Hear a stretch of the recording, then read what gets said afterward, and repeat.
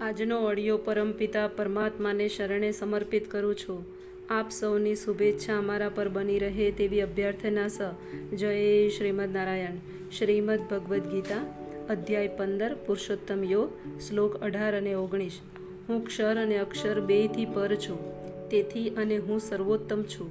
તે કારણે હું આ જગતમાં તથા વેદોમાં પરમ પુરુષ તરીકે પ્રખ્યાત છું.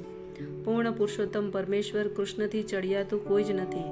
બદ્ધ જીવ પણ નહીં અને મુક્ત જીવ પણ નહીં.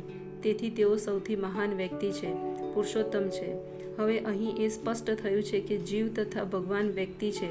તફાવત એ છે કે જીવ ભલે બદ્ધ હોય કે મુક્ત હોય તો પણ તે માત્રાની દ્રષ્ટિએ ભગવાનની અકલ્પ્ય શક્તિઓથી ચડિયાતો થઈ શકતો નથી. એવી માન્યતા તદ્દન ભૂલ ભરેલી છે કે ભગવાન તથા જીવ સમાન સ્તરે હોય છે અથવા સર્વ પ્રકારે એક સમાન છે. તેમના વ્યક્તિત્વ વચ્ચે શ્રેષ્ઠતા તથા નિમ્નતાનો પ્રશ્ન હંમેશા વિદ્યમાન હોય છે. ઉત્તમ શબ્દ મહત્વપૂર્ણ છે. પૂર્ણ પુરુષોત્તમ પરમેશ્વરથી કોઈ જ શ્રેષ્ઠ નથી. લોકે શબ્દનો સૂચક છે.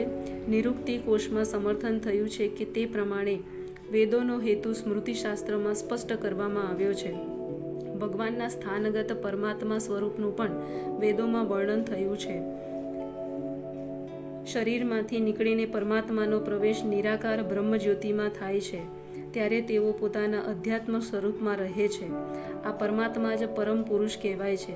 આનો અર્થ એવો થયો કે પરમ પુરુષ પોતાનું આધ્યાત્મિક તેજ પ્રગટ કરતા તથા પ્રસારિત કરતા રહે છે અને એ જ અંતિમ પ્રકાશ છે. તે પરમ પુરુષનું એક સ્વરૂપ અંતર્યામી પરમાત્મા પણ છે. ભગવાન સત્યવતી તથા પરાશરના પુત્ર રૂપે અવતરી વ્યાસદેવ તરીકે વૈદિક જ્ઞાનની સમજૂતી આપે છે.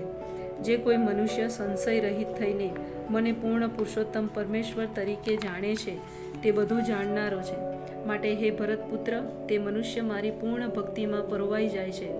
જીવ તથા પરમ બ્રહ્મની સ્વરૂપ સ્થિતિ વિશે અનેક પ્રકારના તાત્વિક અનુમાનો કરવામાં આવ્યા છે.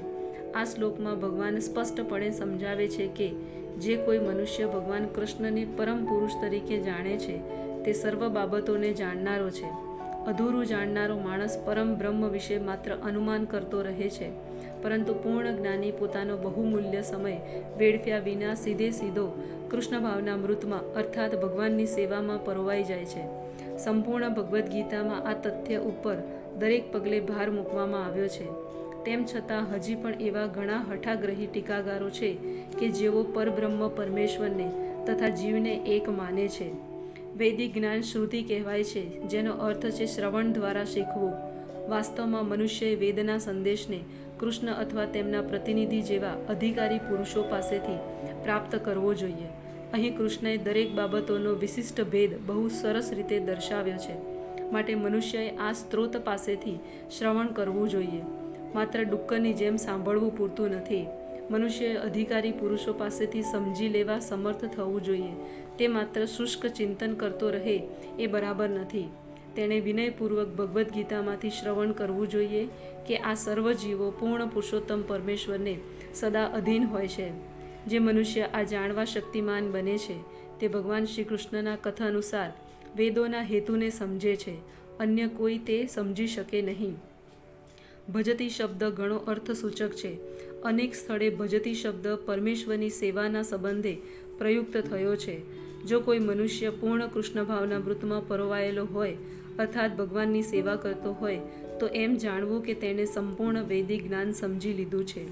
વૈષ્ણવ પરંપરામાં કહેવામાં આવ્યું છે કે જો મનુષ્ય કૃષ્ણની ભક્તિમાં સંલગ્ન રહે છે તો પરમ બ્રહ્મને જાણવા માટે બીજી કોઈ આધ્યાત્મિક પદ્ધતિની જરૂર રહેતી નથી. ભગવાનની ભક્તિમાં સંલગ્ન રહેવાને કારણે તે અગાઉથી જ મુખ્ય મુદ્દાઓ સમજી ચૂક્યો હોય છે. તેને જ્ઞાનની સઘળી પ્રારંભિક પ્રક્રિયાઓ પૂર્ણ કરેલી હોય છે.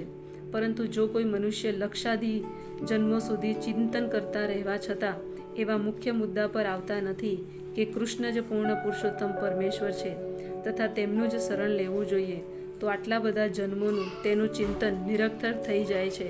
જય શ્રીમદ નારાયણ.